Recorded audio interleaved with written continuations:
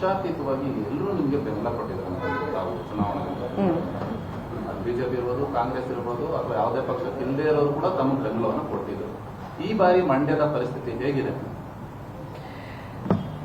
ನೋಡಿ, ನಾನು ಒಂದು ವಿಷಯ ಸ್ಪಷ್ಟವಾಗಿ ನನ್ನ ಮೈಂಡಲ್ಲಿ ನಾನೇ ಹೇಳ್ಕೊತೀನಿ. ನಾನು ಯಾವತ್ತೂ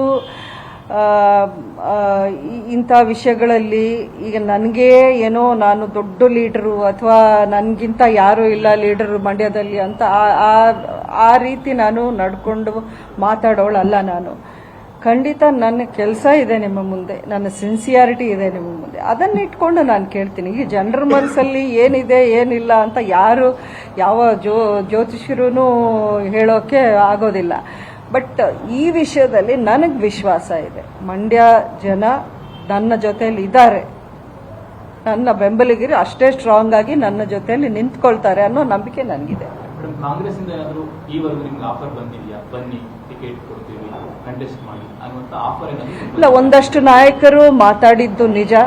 ಅವರು ಖಂಡಿತ, ಯಾಕೆಂದ್ರೆ ಕಾಂಗ್ರೆಸ್ ಅಲ್ಲಿ ಇರೋರೆಲ್ಲ ನಮಗೆ ಹಳೆ ಸ್ನೇಹಿತರೆ. ಅಂಬರೀಷ್ ಜನ ಕಾಂಗ್ರೆಸ್ ಪಾರ್ಟಿಲಿ ಇದ್ದಾರೆ, ಅದರಲ್ಲೇನು ಸೀಕ್ರೆಟ್ ಏನಿಲ್ಲ. ಅವ್ರು ಮೀಟ್ ಮಾಡಿದಾಗ ಹೇಳ್ತಾನೆ ಇರ್ತಾರೆ, ನೀವು ಕಾಂಗ್ರೆಸ್ಗೆ ಬನ್ನಿ, ನಾವು ನಿಮ್ಮ ಪರ ನಿಂತ್ಕೊಳ್ತೀವಿ, ನೀವೇ ನಮಗೂ ಸರಿಯಾದ ಕ್ಯಾಂಡಿಡೇಟ್ ಅಂತ ಹೇಳಿರೋ ನಾಯಕರು ಇದ್ದಾರೆ.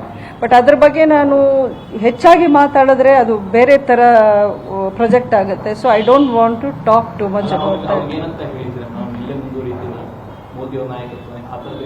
ಅಲ್ಲ, ಅಷ್ಟು ಡೀಪ್ ಆಗಿ ನಾನು ಡಿಸ್ಕಸ್ ಮಾಡಲ್ಲ, ಯಾಕಂದ್ರೆ ಅವ್ರಿಗೆ ಗೊತ್ತು ನಾನೊಂದು ಕಮಿಟ್ಮೆಂಟ್ ಆಗಿದ್ದೀನಿ, ನಾನು ಸಪೋರ್ಟ್ ಲೆಟರ್ ಕೊಟ್ಟಿದ್ದೀನಿ ಬಿಜೆಪಿಗೆ. ಅಸೆಂಬ್ಲಿ ಎಲೆಕ್ಷನ್ ಅಲ್ಲಿ ಅವ್ರ ಪರವಾಗಿ ಎಲ್ಲ ಕಡೆನೂ ನಾನು ಪ್ರಚಾರಕ್ಕೆ ಹೋಗಿದ್ದು, ಅವ್ರ ಪರ ನಿಂತ್ಕೊಂಡಿದ್ದು ಅವ್ರಿಗೆಲ್ಲರಿಗೂ ಚೆನ್ನಾಗಿ ಗೊತ್ತಿದೆ. ಸೊ ಅದಕ್ಕಿಂತ ಹೆಚ್ಚಿನ ಡಿಸ್ಕಷನ್ಸ್ ನಾವೇನು ಮಾಡೋಕೆ ಹೋಗಿಲ್ಲ.